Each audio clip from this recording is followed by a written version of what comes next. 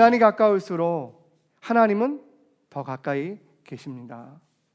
하나님은 어디에 계시는가? 우리가 질문을 던집니다. 시편 1편부터 150편까지의 수많은 주제들 가운데 나오는 것 중에 하나가 하나님은 어디 계시는가? 하나님이요, 숨어 계실 때는 있어도요, 시편 1편부터 150편까지 하나님이 부재하신 적은 없어요. 하늘에 계시면서, 동시에 여러분 곁에 계시면서, 동시에 우리를 감싸고 계시는 하나님이십니다. 오늘 말씀은 이렇습니다. 이 시편 120편부터 122편까지요, 변방에 있는 한 순례자가 절기를 기억하고 하나님 앞에 예배하러 나아가는 그 모든 일련의 과정들을 그리고 있습니다. 그래서 변방에서 시온 산짝 아래로 내려와 가지고 하나님의 도성 예루살렘으로 들어가는 그 순간까지를 기록하고 있습니다. 오늘 이 본문을 보면서 제가 한 가지 고민이 들었던 건 이거였습니다.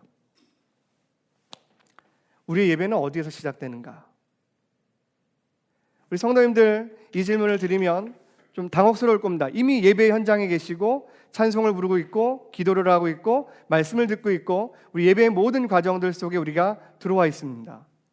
구별된 시간과 구별된 장소와 구별된 그 모든 과정들을 통해서 우리가 하나님 앞에 드리고 있습니다. 그런데 예배에서 어디서 시작된다는 이 말이 좀 이해가 잘 되지 않습니다. 예배는요, 여러분 삶의 현장에서 시작되는 거예요. 오늘 본문이 이렇게 시작을 합니다. 120편 1절을 보면 내가 환난 중에 여호와께 부르짖었더니 내게 응답하셨도다. 무슨 상황이라는 거예요? 정확한 상황은 알 수 없지만 이 순례자가 곤란한 지경에 빠진 거예요. 사람들 때문인지 어떤 일이 수포로 돌아가는지 모르겠지만 어려운 중에 빠졌습니다. 근데 여기 기가 막힌 말이 나와요. 그 순간에 내게 여호와께서 응답하셨도다.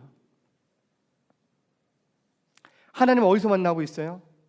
우리가 보면 이스라엘의 찬송 중에 거하시는 주여, 이 구별된 시간과 구별된 이 장소 가운데 이 하나님의 임재 가운데 우리 하나님을 만납니다. 동시에 여러분이 머무는 삶의 터전, 여러분의 일상, 여러분의 일터, 여러분의 모든 관계, 여러분이 만나는 모든 일거리 속에서 하나님을 만나고 있다는 거예요.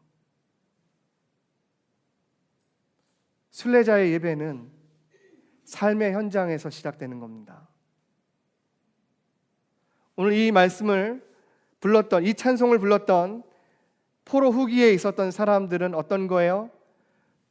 포로에서 풀려나서 복역의 때가 끝나서 돌아왔습니다. 그러나 여전히 어때요? 변방 끝자락 예루살렘 주변으로 이방 사람들의 군대가 주둔하고 있었습니다. 예수님 오실 때까지 그 위에 수많은 역사 속에도 로마와 여러 번의 전쟁을 거쳐서 여러 번에 걸쳐서 짓밟힙니다. 여전히 그들에게는 적이 있고 여전히 그들에게는 해결되지 않은 문제가 있고, 초점은 뭐예요? 순례자가 이야기하는 게 뭐예요? 여전히 내가 환난 중에 있지만 그가 이야기하는 게 뭐예요? 여전히 하나님은 생존해 계신다는 거예요. 여전히 하나님은 살아계시다는 거예요. 여전히 하나님은 내게 응답하신다는 거예요.